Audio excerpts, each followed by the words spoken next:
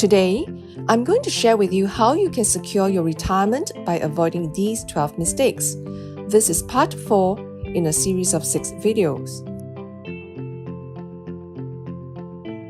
Hi there, I'm Karen Tang and I'm the founder of KarenTang.sg. My mission is to help educate people just like you on your personal financial planning. I help you make smart choices and save you from making avoidable money mistakes. A well-deserved, comfortable retirement is what we all look forward to in our golden years. Needless to say, the stakes are high, and any missteps along the way can cause our plan to derail, from independence, joy, and freedom to poverty, dependence, and penny pinching. For a financially worry-free retirement, we all need to avoid these costly mistakes. Retirement planning mistake number 7. No debt repayment plan. Debt. It is a double-edged sword. Some Singaporeans are taking on more debt for property investment purposes. But there are also many Singaporeans struggling to meet loan commitments. Are you retiring with credit card debt? Can you pay off your mortgage before you retire? What is the impact of debts on your retirement? If you are able to pay off your existing debts while funding your retirement, please do it. The loans and credit cards that expanded opportunities during the working years can reduce flexibility in retirement. This can also force people to retire later than they would like to. A proper financial plan should include paying down as much debt as possible while you are still working. If you are struggling with debts, you must have a debt repayment plan in place for all your good and bad debts. No matter how robust your retirement fund is, it may be jeopardized if it is offset by an equally large amount of debt. Firstly, do you know the health status of your cash flow? Is it in the green surplus zone or the red shortfall region, meaning you are spending beyond your means? Bills and loan repayments don't magically disappear just because your finances are unstable. If you think your cash flow may be disrupted, it will help to plan ahead so you can continue to make good on your regular repayments, such as for your mortgage, car loan, insurance premiums, and credit card bills. Next, pay credit card bills in full and on time. In Singapore, the number of people owing credit card debts are on the rise. They do not realize that by making only the minimum repayment, they are incurring an exorbitant interest amount of up to 29% per annum and potentially getting themselves into a vicious debt cycle. If the credit card bill is not settled in full, interest is charged on a daily basis for the outstanding amount. Any new purchases you make on the card will also incur interest. Remember, your credit card is intended for short-term payments. It is a form of borrowing. It should not be used as a long-term credit facility. Thirdly, get help through debt counseling if required. There are 3 avenues available to a borrower seeking help. These include banks that offer the Debt Consolidation Plan, Credit Counseling Singapore, which has the Debt Management Program, and experienced financial advisors. If you are facing issues paying your credit card bills, approach your bank as early as possible.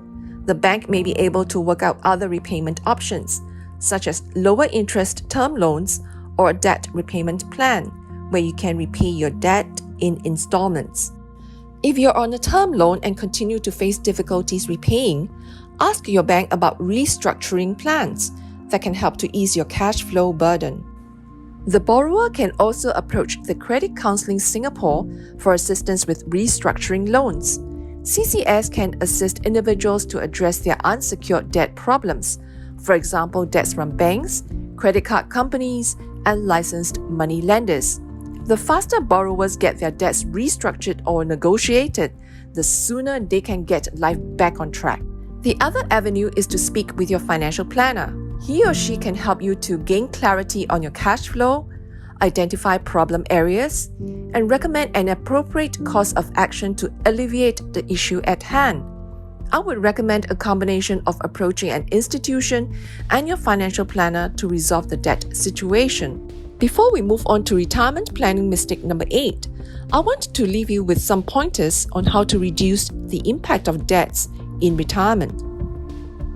Number 1, budget during your working years so that as many major and emergency expenses can be managed through savings as possible. Number 2, stick to the budget so dollar limits are enforced on entertainment, food, clothes, and holiday items you want to buy but may not need. Number 3, educate yourself on the costs of debt versus the costs of the item financed, even with today's low interest rate.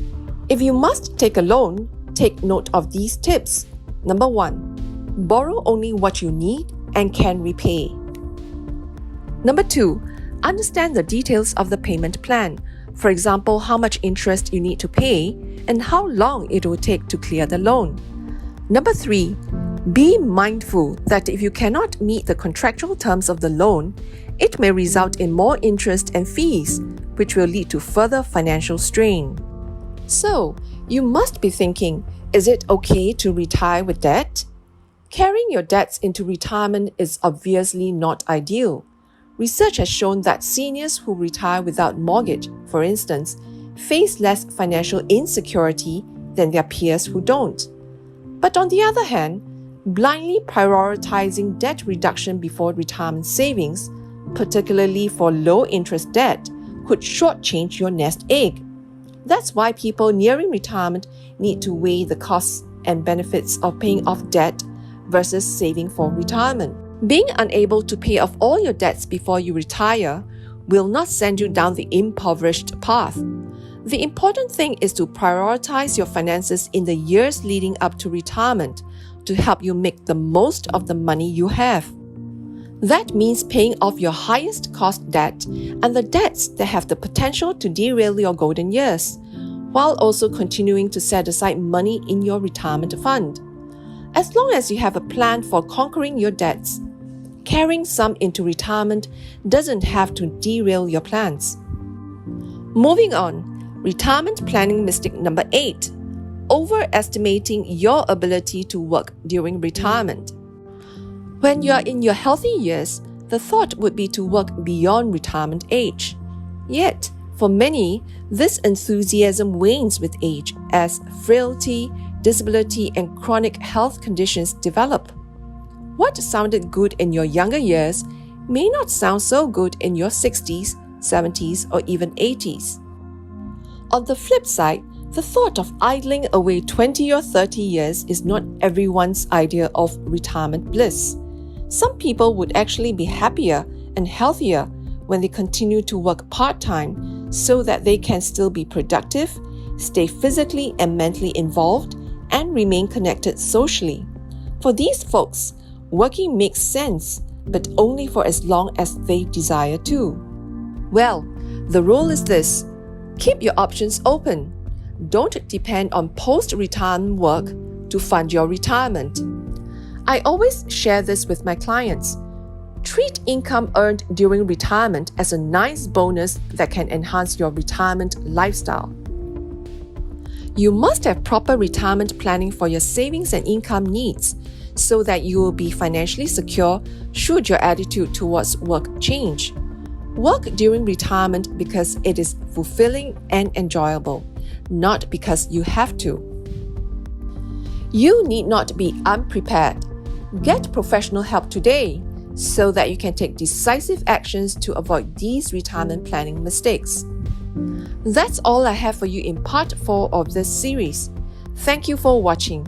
You can learn about retirement planning mistakes number 9 and 10 in my next video. If you are a working Singaporean woman between the age of 30 to 50, call me today. I will help you to develop a robust retirement plan so that you can achieve your desired retirement lifestyle.